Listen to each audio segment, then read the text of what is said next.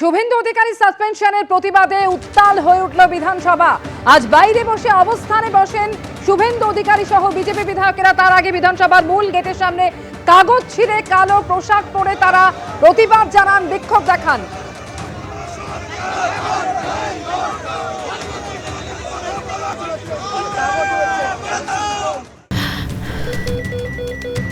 ক্যান্সারে নেই আর ভয়, NCRI হবে এর জয়। আপনাদের ভরসা নেতাজি সুভাষচন্দ্র বোস ক্যান্সার হসপিটাল।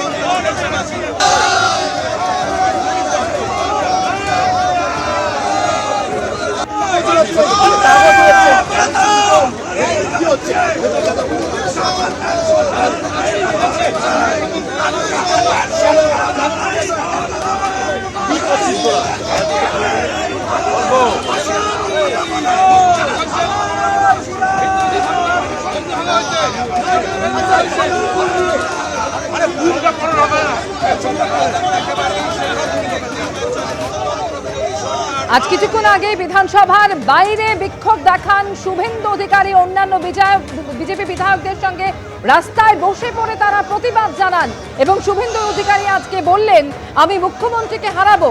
উনি নন্দীগ্রামে হারার যন্ত্রণায় চিৎকার করেছেন। আর কি বললেন আজ শুভেন্দু অধিকারী, রাখবো আপনাদের সামনে। বিরোধী দলনেতার একটাই অপরাধ, তিনি মমতা ব্যানার্জিকে 2021-এ 1956 ভোটে হারিয়েছিলেন। মমতা ব্যানার্জি জেনে রাখুন, আমরা আসার আগে আমরা 99-তে আপনার পার্টিতে এসেছি। আপনি মেদিনীপুরের ওই তল্লাটে সব ভোটে দ্বিতীয় হতেন, হারতেন। দ্বিতীয় থেকে প্রথম অধিকারীরাই আপনাকে করেছে। আপনি দিদি থেকে দিদিমা হয়ে যেতেন যদি নন্দীগ্রামের জনগণকে নিয়ে শুভেন্দু অধিকারী নন্দীগ্রাম আন্দোলন না করত। আপনি 4 বছর ধরে আপনার হারের যন্ত্রণা ভুলতে পারেননি। বড় বড় কথা, আপনাকে ভবানীপুরে হারাবো, আরো 5 বছর হারার যন্ত্রণা বয়ে বেড়াতে হবে। যেভাবে নন্দীগ্রামে হারার যন্ত্রণায় চিৎকার করছেন। ভারত জেতার পরে উলবেড়িয়াতে আতশবাজি ফাটানোর জন্য ভারতীয়দের উপর আক্রমণ হয়, আপনি সরাসরি এদের সমর্থন করেন। ছুটে চলে এসেছেন লাফিয়ে বিরোধী দলনেতার বিরুদ্ধে নিন্দা প্রস্তাব। বিরাট, আপনি বাড়ি থেকে ছুটতে ছুটতে চলে এসেছেন। চুপি চুপি প্রশ্ন উত্তরে থাকেন না, বিধায়করা প্রশ্ন করার সুযোগ পায় না, আলোচনায় থাকেন না, অ্যাসেম্বলিকে গুরুত্ব দেন না, লাফিয়ে লাফিয়ে চলে এসেছেন। ভোট ব্যাংক বাঁচাতে হবে। বাংলায় 33% ভোট আছে, সলিড করতে হবে ভোট ব্যাংক। অনেক আজে বাজে কথা বলেছেন। আপনার অবস্থা অরবিন্দ কেজরিওয়ালের মতো হবে, আপনি নিশ্চিন্ত থাকুন। আমরা বলিনি যেদিন রহিম বক্সি ছুটে গিয়ে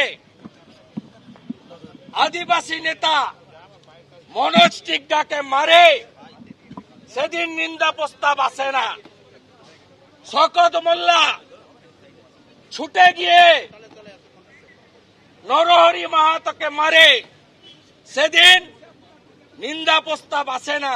কারণ মনোজ টিগ্গা আদিবাসী, নরহরি মাহাতো জঙ্গলমহলের কুর্মী সমাজের লোক। আপনার চরিত্র বিজেপি বিধায়করা দেখছে, সবাই জেনেছে। আপনার বিসর্জন হবে, বাংলার জনগণের জাগরণ, মমতার বিসর্জন, এটাই একমাত্র সমাধান। মুখ্যমন্ত্রীর বক্তব্য চলাকালীন বিধানসভার ভিতরে আজকে বিজেপি বিধায়কেরা বিক্ষোভ দেখাতে থাকেন। শুভেন্দু অধিকারী গতকাল যে মন্তব্য করেছিলেন তার পরিপ্রেক্ষিতে আজকে বক্তব্য রাখেন মুখ্যমন্ত্রী মমতা বন্দ্যোপাধ্যায় এবং বিধানসভায় আজকে বিজেপি বিধায়কেরা একটানা স্লোগান দেন। মুখ্যমন্ত্রী আজকে বলেন, আমাদের 42 জন সাংসদ আছে, ওরা বিয়ে কমিটির বৈঠকে যায়, চেয়ারকে সম্মান করতে হয়। সবসময় ওদেরকে বলি লোকসভা বন্ধ করার জন্য নয়, ওদের বলি আপনারা চেষ্টা করবেন লোকসভা যাতে সচল থাকে। রোজ হাউস ভাঙচুর করাটা আমাদের কর্তব্য হতে পারে না। বিজেপির উদ্দেশ্যে আজকে এমনই মন্তব্য করেছেন মুখ্যমন্ত্রী। আমার বাড়িতে কালী পূজা হয়, সব ধরনের পূজা হয়, আপনারা ধর্মীয় কার্ড খেলছেন। মানবিকতা সবচেয়ে বড়, ধর্ম নিয়ে কিছু হয় না, মানুষের মতন আচরণ করতে হয়, কোনো ধর্মকে অপমান করা চলতে পারে না। বিজেপির উদ্দেশ্যে আজকে এই মন্তব্য করেছেন মুখ্যমন্ত্রী মমতা বন্দ্যোপাধ্যায়।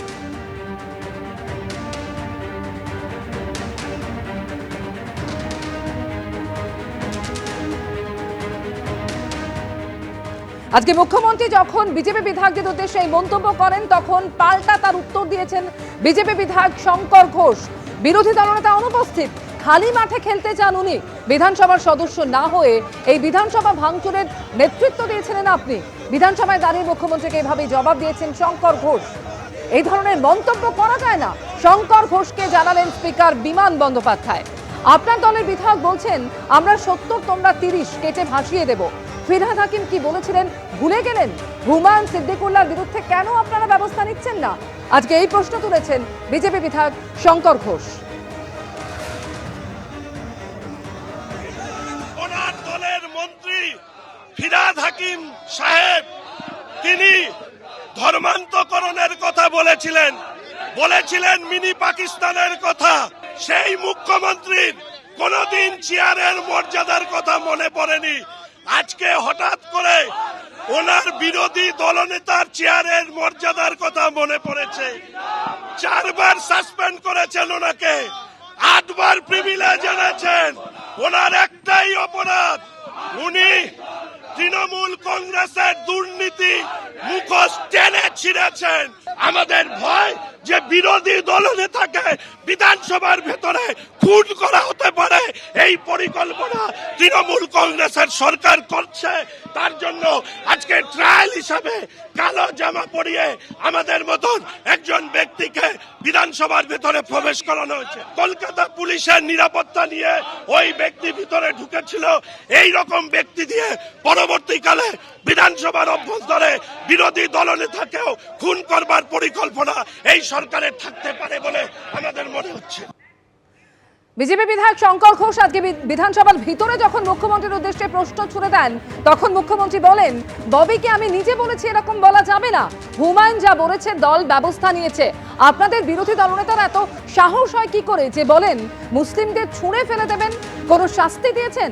বিজেপির উদ্দেশ্যে আজকে এই প্রশ্ন করেন মুখ্যমন্ত্রী। আপনারা যা করেন সেটা হিন্দু ধর্ম না, ধর্মের নামে জালিয়াতি করবেন না। আপনার থেকে আমায় ধর্ম শিখতে হবে, সব ধর্মকে রক্ষা করা এই চেয়ারের কর্তব্য। আজকে এমনই মন্তব্য করেছেন মুখ্যমন্ত্রী।